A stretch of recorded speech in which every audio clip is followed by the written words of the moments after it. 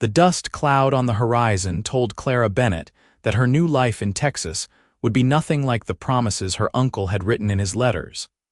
And as the stagecoach rattled toward the dilapidated ranch house in the summer of 1876, she clutched her worn carpetbag and wondered if she had made the biggest mistake of her 22 years. Her Uncle Thomas had written to her in Philadelphia after her father died, promising her a home and a fresh start in the untamed territories of West Texas. Clara had imagined a cozy room, perhaps helping with cooking and mending, contributing to a family that would welcome her with open arms. Instead, when the stagecoach deposited her at the edge of the property, she found a bitter-faced woman waiting with crossed arms and a scowl that could curdle milk. "You must be the niece," her Aunt Margaret said, looking Clara up and down with undisguised displeasure. "Thomas ain't here." "Out checking the fence line. You can leave your bag by the porch." Clara stepped down, her legs unsteady after 3 days of travel. The ranch spread out before her in browns and golds, the grass burned dry by the relentless summer sun. A barn stood to the left of the house, its red paint peeling in long strips. Cattle lowed in the distance, and she could see several horses in a corral near the barn. "Thank you for taking me in, Aunt Margaret," Clara said, trying to inject warmth into her voice despite the cold reception. "I hope I can be of help to you and Uncle Thomas," Margaret sniffed. "We will see about that. The house is full up with our 3 boys, so you will have to make do with the barn until we figure something else out." Clara's heart sank. The barn. "You got a problem with honest work and simple accommodations." Margaret's eyes narrowed. "There is hay up in the loft. It is dry and keeps the rain off, more than some folks have." Before Clara could respond, Margaret had turned and walked back into the house, the screen door slamming behind her. Clara stood alone in the yard, the Texas sun beating down on her bonnet, and felt tears prickle at her eyes. She refused to let them fall. She had survived her mother's death when she was 12, her father's slow decline from consumption, and the lonely years working as a seamstress in a cramped boarding house. She could survive this too. She picked up her bag and walked toward the barn, pushing open the heavy door. The smell of animals and hay enveloped her immediately. Horses nickered from their stalls, and she could see chickens pecking at scattered grain in the corner. A ladder led up to a hayloft, and Clara climbed it slowly, her skirts making the ascent difficult. The loft was dim and dusty, shafts of sunlight piercing through gaps in the wooden walls. Hay bales were stacked haphazardly, and she could see mouse droppings scattered across the floor. This was to be her home. Clara set down her bag and sat on a hay bale, finally allowing herself a moment of despair. She had traveled so far, hoped for so much, and this was her reality.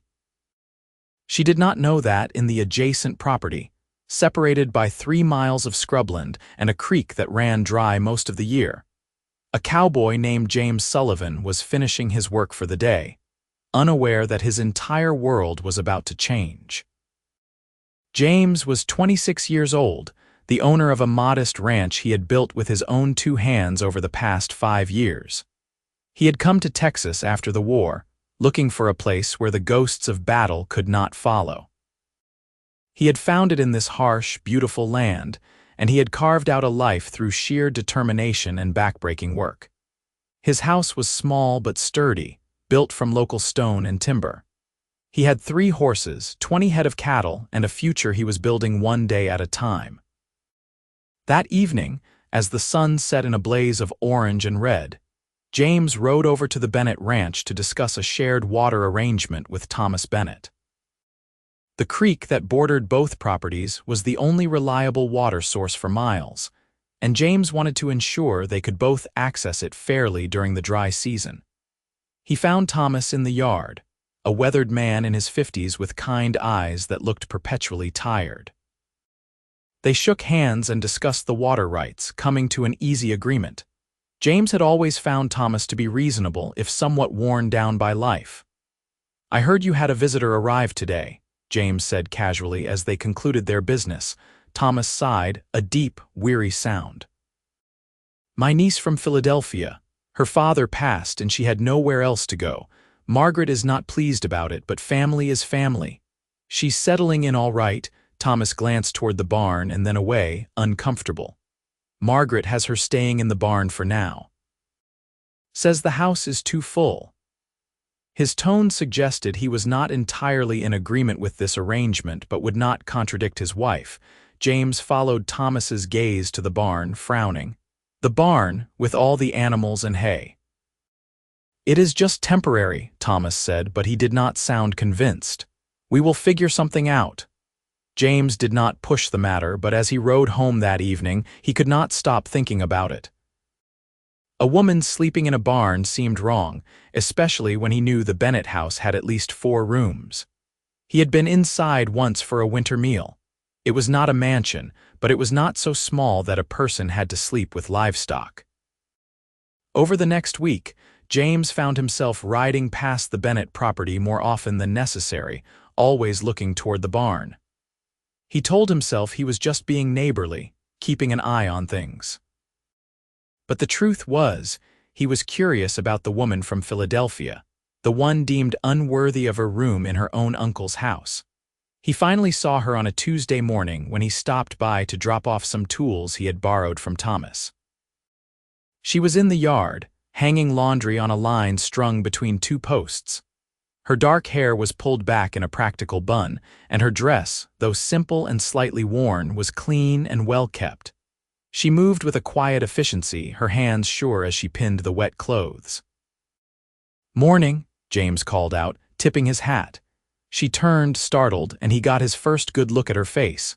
She was pretty in an understated way, with intelligent brown eyes and a determined set to her jaw. She looked tired, with shadows under her eyes that spoke of poor sleep and worry. "Good morning," she replied, her voice soft but clear. She had an Eastern accent, refined in a way that seemed out of place in this rough country. "I am James Sullivan. I own the ranch just east of here." "Clara Bennett," she said, offering a small smile. "I am Thomas's niece." "Welcome to Texas," James said. "How are you finding it?" "It is different from Philadelphia," she said diplomatically, but he could see the strain around her eyes. Before he could say more, Margaret appeared on the porch. "Clara, those clothes will not hang themselves. And you need to collect the eggs and feed the chickens before noon." "Yes, Aunt Margaret," Clara said quietly, turning back to her work. James delivered the tools to Thomas and left, but Clara's face stayed with him. There was something about the way she held herself, with dignity despite her circumstances, that struck him. She had not complained or made excuses. She had simply accepted what was and kept working. That night, as James sat in his small but comfortable house, eating a simple dinner of beans and cornbread, he looked around at the empty rooms. He had built this place with the vague idea that someday he might have a family, but that someday had always seemed distant and uncertain. The war had left him wary of getting close to people, of opening himself up to loss again. But now, thinking of Clara sleeping in that barn, surrounded by animals and dust, something stirred in him. It was not right. It was not decent. And even though she was not his responsibility, he found he could not let it go. Over the following days, James made a point of stopping by the Bennett ranch more frequently. He always had a reason, discussing cattle movements, offering to help mend a fence, asking about the best route to town. Each time, he managed to exchange a few words with Clara. He learned that she had worked as a seamstress in Philadelphia, that she loved to read, but had left most of her books behind due to the cost of shipping, that she missed the green of the East, but was trying to find beauty in the stark landscape of Texas. She asked him about ranching, about the land, about how he had come to be here. He found himself telling her things he had not shared with anyone else, about the war, about his desire to build something lasting, about the loneliness that sometimes crept in during the long evenings. Clara, for her part, found herself looking forward to James's visits. He treated her with respect, speaking to her as an equal rather than as an unwanted burden. His presence was steady and calming, a contrast to the tense atmosphere in the Bennett household. Her aunt made it clear at every opportunity that Clara was an imposition, piling her with endless chores and offering only criticism in return. Her uncle was kinder but distant, unwilling or unable to stand up to his wife. The nights in the barn were the hardest. Clara would climb up to the loft after a long day of work, her body aching, and try to make herself comfortable on the hay. The animals made noise throughout the night. Horses whinnied and stamped, the chickens clucked and rustled, and once she woke to find a barn cat staring at her from inches away, its eyes gleaming in the moonlight. She was constantly dusty and itchy from the hay, and despite her best efforts to keep clean, she felt grimy and unkempt. One evening, about 3 weeks after her arrival, a storm rolled in. Clara was in the loft, trying to read by the light of a small lantern when the first drops of rain began to fall. Within minutes, it became a deluge. Water poured through the gaps in the barn roof, soaking the hay and turning the floor below into a muddy mess. Clara tried to move her bedding to a drier spot, but there was no escaping the water. Thunder crashed overhead, and the animals below grew restless and loud. She spent that night huddled in a corner, wrapped in a damp blanket, shivering and miserable. By morning, she had developed a cough, but there was no time to rest. Margaret expected her to prepare breakfast, tend the garden, wash clothes, and complete a dozen other tasks. James arrived mid-morning, ostensibly to check on how the Bennetts had fared in the storm. He found Clara in the yard, her face flushed and her hands trembling as she tried to draw water from the well. The cough that racked her thin frame made him wince. "Are you all right?" he asked, dismounting quickly and approaching her. "I am fine," she said, but her voice was hoarse and unconvincing. "You are not fine, you are sick. It is just a cough, it will pass." James looked toward the barn, where the roof damage was clearly visible, and then at the house, where Margaret could be seen through the window, pointedly ignoring what was happening in the yard. Something hardened in him, a decision crystallizing that had been forming for weeks. "Miss Bennett, I need to speak with you," he said, his voice low and urgent. "In private, if you will allow it." Clara glanced at the house nervously but nodded. They walked to the far side of the barn, out of sight of the windows. "This cannot continue," James said. "You are sleeping in a barn with animals, getting rained on, getting sick. It is not right." "I do not have a choice," Clara said quietly. "I have nowhere else to go." "You do," James said. The words came out in a rush, barely thought through but feeling absolutely certain. "Come stay at my ranch. I have a house with 2 rooms. You can have one of them. It has a real bed, a roof that does not leak, walls that keep out the weather. You would be safe and comfortable." Clara stared at him, shocked. "I could not possibly. It would not be proper. People would talk." "Let them talk," James said. "Your health and safety are more important than gossip, and if you are worried about your reputation, I will marry you." The words hung in the air between them, stunning them both. James had not planned to say that, but now that he had, he realized it was exactly what he wanted. Over the past weeks, Clara had become the first thought in his morning and the last thought before sleep. He admired her strength, her grace under difficult circumstances, her quick mind and gentle humor. The idea of her becoming his wife felt not like a sacrifice or a convenience, but like the answer to a question he had been asking himself for years. Clara's eyes filled with tears. "You do not mean that. You barely know me." "I know enough," James said. "I know you are brave and kind. I know you work hard and do not complain. I know that when I am around you, I feel more alive than I have since before the war. I know that the thought of you spending another night in that barn makes me want to tear it down with my bare hands." A laugh escaped Clara, half sob, half genuine amusement. "That is quite a declaration, Mr. Sullivan. Call me James, please, and I mean every word." He took a breath, trying to steady himself. "I am not saying this has to be a real marriage right away if you do not want it. You can have your own room, your own space. We can take time to get to know each other better. But as my wife, you would have a home, protection, and no one could say a word against it." Clara wiped her eyes, her mind racing. This man, whom she had known for less than a month, was offering her everything she desperately needed. But more than that, he was offering it with sincerity and respect. She thought of the nights in the barn, of Margaret's cruelty, of the future stretching ahead with no hope of change. And then she thought of James, of the way his eyes crinkled when he smiled, of the gentleness in his calloused hands, of the conversations they had shared that made her feel seen and valued for the first time in years. "If I say yes," she said slowly, "it would not be fair to you. I have nothing to offer, no dowry, no connections, just myself and my labor." "That is everything I want," James said simply. "Just yourself, your company, your thoughts, your presence. That is more than enough." Clara looked into his eyes, searching for any hint of deception or ulterior motive. She found only honesty and a hope that mirrored her own. "Yes," she whispered. "Yes, I will marry you."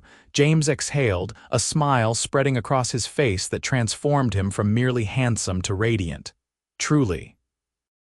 "Truly," Clara said, and found herself smiling back despite the tears still on her cheeks. "I will talk to your uncle today," James said. "We can go into town tomorrow and speak to the minister." "If you are certain—" "I am certain," Clara said, and realized she meant it with her whole heart. James's conversation with Thomas and Margaret was tense, but brief. Thomas, while surprised, gave his blessing readily, clearly relieved that his niece would be provided for, and that he would no longer have to navigate the tension in his household. Margaret was outwardly disapproving, but Clara could see the satisfaction in her eyes at being rid of her unwanted guest. No words of concern for Clara's well-being or happiness passed Margaret's lips. Clara packed her few belongings that evening, saying goodbye to the barn that had been her miserable home for nearly a month. She felt no nostalgia for the place, only relief at leaving it behind. James arrived the next morning with his wagon, and Clara climbed up beside him with her carpetbag at her feet. As they drove away from the Bennett ranch, she did not look back. The ride to town took 2 hours. They talked the entire way, James pointing out landmarks and sharing stories about the area, Clara asking questions and sharing her own observations. The conversation flowed easily, punctuated by comfortable silences that felt natural rather than awkward. The town of Redemption was small, barely more than a main street with a general store, a saloon, a church, and a handful of other buildings. The minister, Reverend Parker, was an elderly man with kind eyes who asked them several questions to ensure they understood the seriousness of marriage. James answered with quiet conviction, and Clara found her voice growing stronger as she affirmed her choice. They were married that afternoon in the small church, with Reverend Parker's wife and the store clerk serving as witnesses. Clara wore her best dress, which was not very fine but was clean and pressed. James had put on a jacket he clearly did not wear often, the shoulders a bit tight across his broad frame. They spoke their vows clearly, and when James slipped a simple gold band onto her finger, a ring that had belonged to his mother, Clara felt the weight of it as both a promise and a protection. "You may kiss your bride," Reverend Parker said with a smile. James looked at Clara, his eyes asking permission. She nodded slightly, and he leaned in, pressing his lips to hers in a kiss that was brief and chaste but sent warmth flooding through her entire body. When they pulled apart, both were blushing. They signed the marriage certificate, and just like that, Clara Bennett became Clara Sullivan. She was a married woman, a rancher's wife, a Texan. The transformation felt surreal and yet absolutely right. On the ride back to James's ranch, to their ranch now, Clara felt a bubble of joy rising in her chest. She was free of the barn, free of Margaret's cruelty, and bound instead to a man who had shown her more kindness and respect in 3 weeks than her own family had in a month. "Are you nervous?"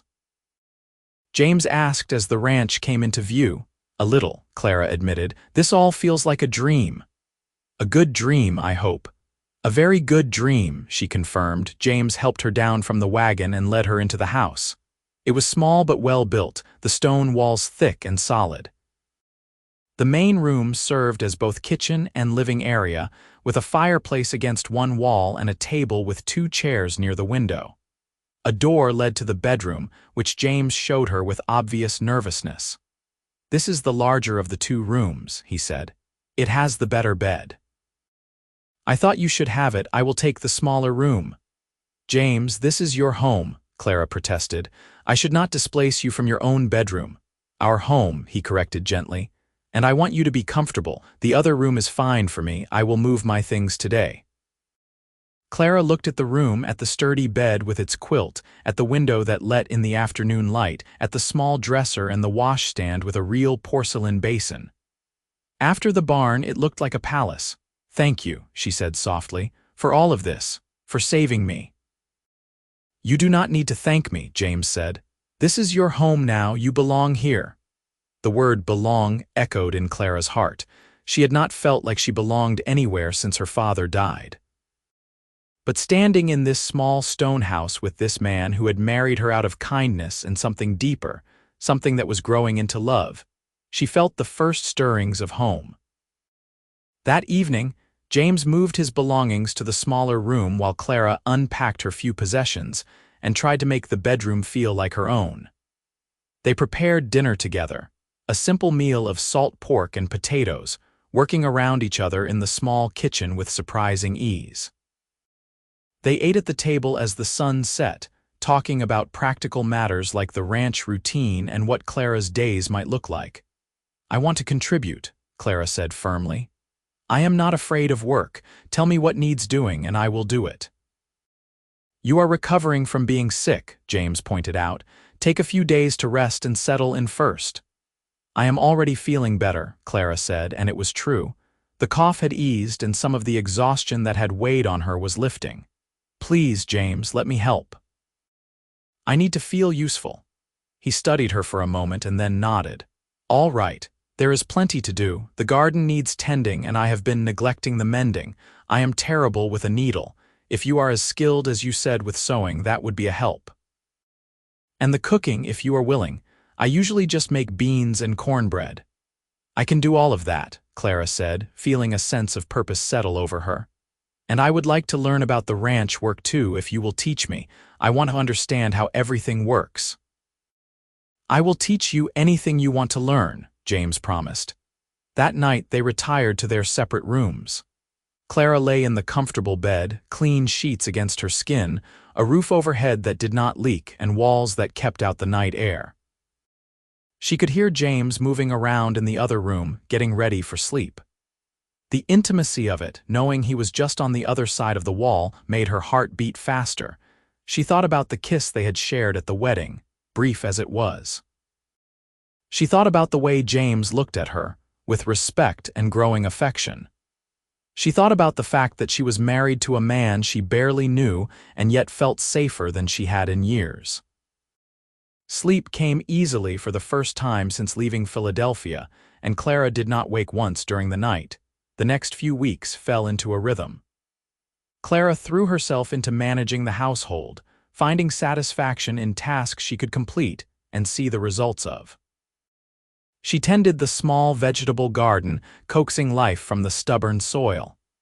She mended James's shirts and trousers, which were in desperate need of repair. She learned to cook over the fireplace, experimenting with the limited ingredients available and managing to create meals that were simple but satisfying.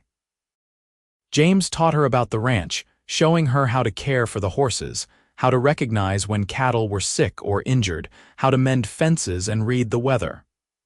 Clara was an eager student, asking questions and listening intently. She had good instincts and a willingness to try that James admired. They talked constantly, sharing stories from their pasts, discussing their hopes for the future, debating everything from politics to poetry. James had more education than Clara expected, having attended school back east before the war disrupted everything.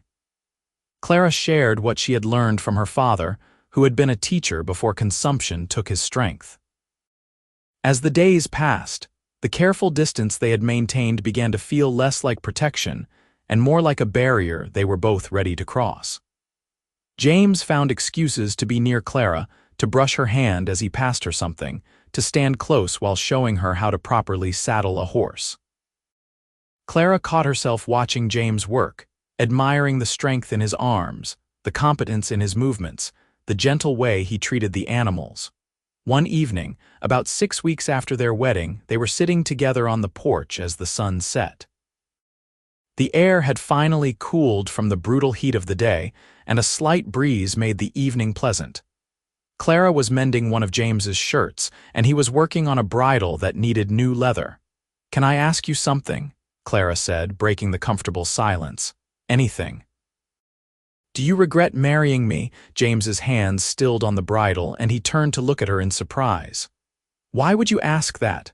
Because it has been more than a month and you have not," she trailed off, blushing. "We are married, but we are living more like brother and sister or business partners. I wonder if you wish you had not made such a hasty decision." James set down the bridle and shifted to face her fully. "Clara, I do not regret marrying you for even a moment, not 1 second of one day." "Then why do you keep your distance?" she asked quietly. "I thought perhaps you did not find me attractive or that you wished for a different kind of wife." "That is not it at all," James said, his voice rough with emotion. "I keep my distance because I promised you time, promised you your own space. I did not want you to feel pressured or trapped. You married me to escape a bad situation, and I did not want to become another version of that bad situation." "You could never be that," Clara said. She set aside her mending and reached for his hand.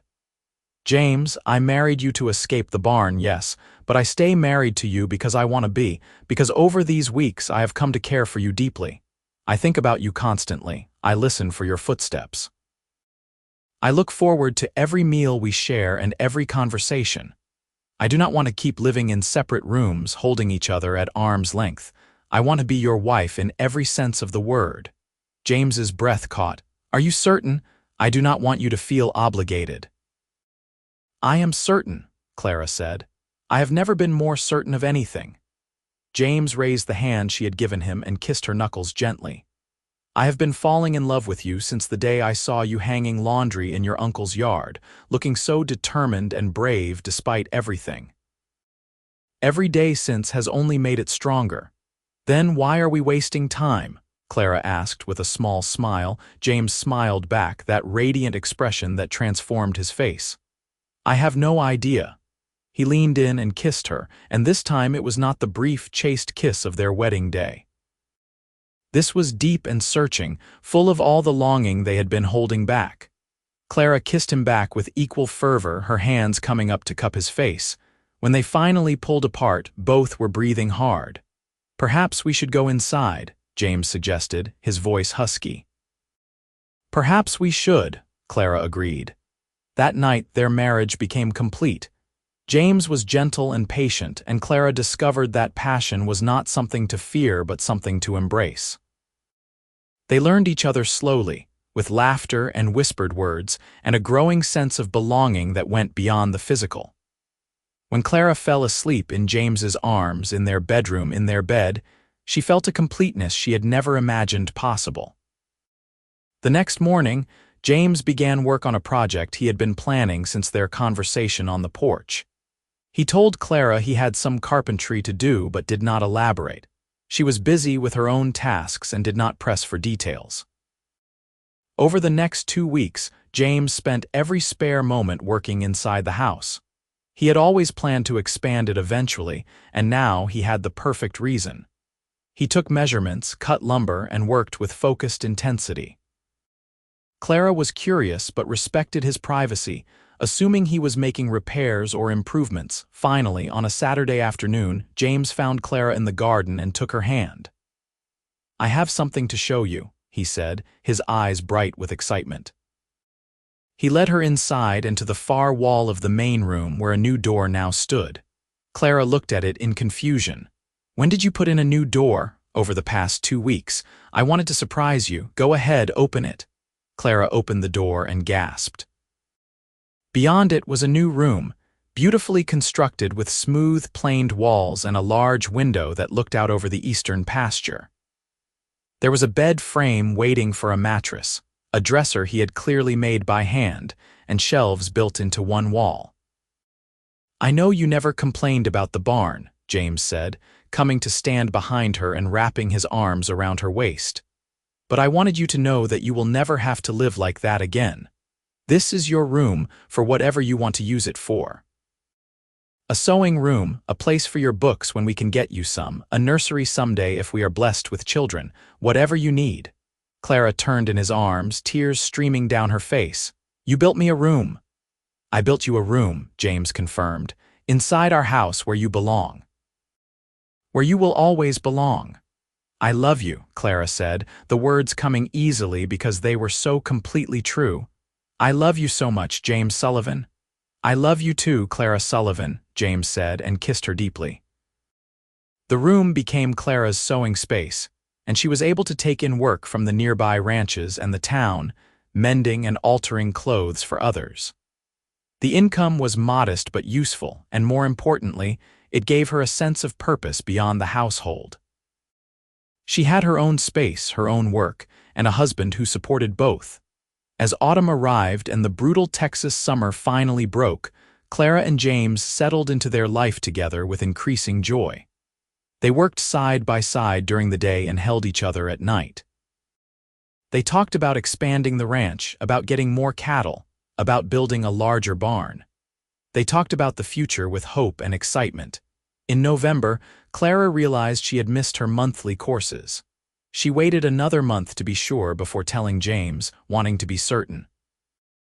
When she finally shared the news on a cold December evening, James lifted her off her feet and spun her around, laughing with pure delight. "We are going to have a baby," he said, setting her down gently and placing his hand on her still flat stomach. "A child of our own. Are you happy?" Clara asked, though his reaction made the answer obvious. "I have never been happier in my entire life," James said. "You have given me everything, Clara. A home that feels alive, a future worth building, and now a child. You are the best thing that ever happened to me." "You saved me," Clara reminded him. "From the barn, from a life of misery, from loneliness." "We saved each other," James said. "I was just existing before you came along, now I am living." The pregnancy progressed smoothly. James was attentive and protective, constantly asking if Clara needed anything, if she was comfortable, if she was feeling well. Clara assured him repeatedly that pregnancy was not an illness and that she could still work, but she secretly loved his concern. As her belly grew, they spent the winter preparing for the baby. James built a cradle with the same care he had put into Clara's room, sanding it until the wood was smooth as silk. Clara sewed tiny clothes and blankets, her heart full as she imagined the child who would wear them.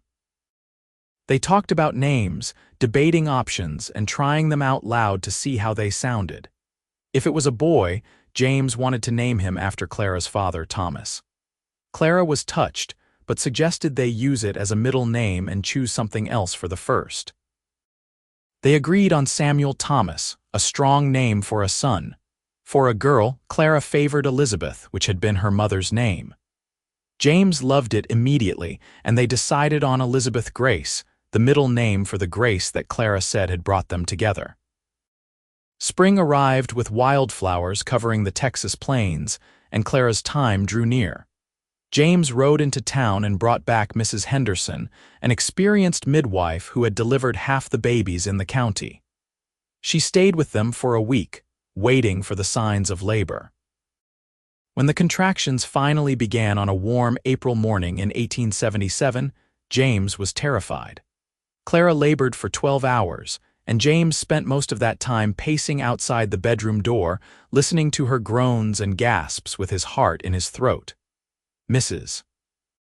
Henderson finally called him in just as their child was being born. Clara, exhausted and covered in sweat, pushed one final time, and the baby emerged into the world with a lusty cry. Mrs. Henderson cleaned the infant quickly and wrapped it in a blanket. "You have a son," she announced, placing the baby in Clara's arms. Clara looked down at the red, wrinkled face of their child and felt her heart expand in a way she had not known was possible. "Samuel," she whispered. "Hello, Samuel." James knelt beside the bed, staring at his son with wonder. "He is perfect. You are amazing. I cannot believe you did that. Women have been doing it for thousands of years. Clara said with a tired smile, but she glowed with pride. Samuel Thomas Sullivan was a healthy baby with his mother's dark hair and his father's blue eyes. James was a devoted father from the first moment, taking his turns walking the floor when Samuel cried at night, changing diapers without complaint, and staring at his son with besotted amazement during quiet moments. Clara recovered quickly, and within a few weeks, they had settled into the rhythm of life with an infant. It was exhausting and overwhelming and absolutely wonderful. The new room Clara had been using for sewing became a nursery, and Clara moved her sewing materials to a corner of the main room. As Samuel grew from an infant to a toddler, the ranch prospered. James expanded their herd, and Clara's sewing business grew as word spread of her skill. They saved money carefully, planning for the future. When Samuel was 2 years old, Clara became pregnant again. This time she knew what to expect, and James was slightly less terrified, though still hovering and protective. Their second child, Elizabeth Grace, was born in the fall of 1879, a tiny, delicate baby who looked like a miniature version of Clara. With 2 children, the house felt full and alive. Samuel was a curious, energetic boy who followed his father everywhere, while Elizabeth was quieter but observant, taking in everything with serious eyes. James and Clara marveled at how their family had grown, how the loneliness that had defined both their lives before had been replaced by love and noise and constant activity. Years passed in a blur of milestones and seasons. Samuel learned to ride before he could write his name properly. Elizabeth showed an early talent for drawing, covering scraps of paper with surprisingly detailed sketches of animals and landscapes. They added on to the house again, building 2 more bedrooms so each child could have their own space. When Samuel was 8 and Elizabeth was 6, Clara became pregnant once more, surprising them both. They had assumed their family was complete, but they welcomed this unexpected blessing. Their third child, a boy they named Daniel James, was born in 1885. He had his father's blonde hair and his mother's quick intelligence, a laughing, happy baby who completed their family. The ranch continued to grow and thrive. James took on a hired hand to help with the increased work, a young man named Robert who proved reliable and hardworking. Clara taught Elizabeth to sew, and the girl took to it with enthusiasm. Samuel learned ranching from his father, showing a natural aptitude for the work. On their 10th wedding anniversary, James took Clara into town and bought her a new dress from the general store, a luxury they could now afford. That evening, after the children were in bed, they sat together on the porch as they had on so many evenings before. "Do you remember the first time we sat here like this?" James asked, holding her hand. "I remember every moment of our life together," Clara said. "But yes, I remember that evening especially. It was when everything changed." "It was when you told me you wanted to truly be my wife," James said. "One of the best moments of my life." "Mine too," Clara said, "though there have been so many good moments since." "Do you ever think about how we met? About the barn?" "Sometimes," Clara admitted, "but not with sadness anymore. That was what brought us together. If my aunt had given me a room in the house, if you had not seen me and felt compelled to help, we might never have found each other." "I like to think we would have found each other somehow," James said. "Some things are meant to be." "Do you think we were meant to be?" "I know we were," James said firmly. "You are the other half of me, Clara, the best part. Everything good in my life started the day you arrived in Texas." Clara leaned her head on his shoulder, comfortable and content. "I used to think my father's death and having to come to Texas was the worst thing that could happen to me. Now I see it was a blessing in disguise. It brought me to you, to this life, to our children. I would not change a single thing." "Not even the barn?" James asked with a smile. "Not even the barn," Clara confirmed. "Though I am grateful every single day for the room you built me, for the home you gave me, for the love you have shown me. I will keep showing you that love every day for the rest of our lives," James promised. And he did. As the years passed and their children grew, as the ranch expanded and became one of the most successful in the county, as they faced challenges and celebrated triumphs. James and Clara Sullivan remained devoted to each other. They had started with almost nothing, two lonely people finding each other in the harsh Texas landscape, and built a life filled with love, laughter, and family. Samuel eventually took over running the ranch, showing the same dedication and skill his father had. He married a schoolteacher named Anne, and they gave James and Clara their first grandchildren. Elizabeth moved to San Antonio and opened a successful dress shop, her sewing skills and artistic eye making her one of the most sought-after seamstresses in the city.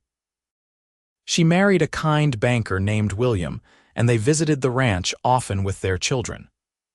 Daniel, the youngest, studied law and returned to Redemption to open a practice, becoming a respected member of the community. He married his childhood sweetheart, a rancher's daughter named Mary, and they built a house just a mile from James and Clara. As James and Clara grew older, their love only deepened. They had weathered storms together, both literal and figurative. They had buried James's hired hand Robert after a tragic riding accident, had nursed each other through illnesses, had worried together over their children and celebrated their successes. Through it all, they had remained partners in every sense of the word. On a warm spring evening in 1901, James and Clara sat together on their porch, now surrounded by a much larger house and more prosperous ranch. They were both in their early 50s, their hair showing gray but their health still good. Their grandchildren played in the yard and the sounds of their laughter filled the air. 25 years, Clara said softly. It does not seem possible. 25 years of marriage, James agreed. 26 since I first saw you. The best 26 years of my life, Clara said. Mine too, James said. He squeezed her hand gently. Do you know what I think about sometimes? What? I think about that first day I rode over to talk to Thomas about water rights, and he mentioned you were sleeping in the barn. I almost did not do anything. I almost just accepted it as none of my business and rode away. What changed your mind? I saw you the next morning hanging laundry. Something in the way you stood, the determination in your posture, the grace you maintained despite your circumstances. It struck something in me. I could not ride away and leave you there. I had to do something. I am grateful you did, Clara said. You literally changed my entire life with that decision. We changed each other's lives, James corrected. I was so alone before you. I had a house but not a home, a future but no one to share it with. You gave me purpose and joy and a reason to build something lasting. And you gave me safety and love and a family, Clara said. You gave me a room inside your house when no one else would give me even the basic dignity of shelter. That meant everything to me. It still means everything to me. They sat in comfortable silence, watching their grandchildren play as the sun set in brilliant colors across the Texas sky. The ranch stretched out around them, a testament to years of hard work and dedication. The house behind them was filled with memories and love. Their children were thriving, building their own families and futures. I love you, James Sullivan, Clara said, as she had said thousands of times over the past 25 years.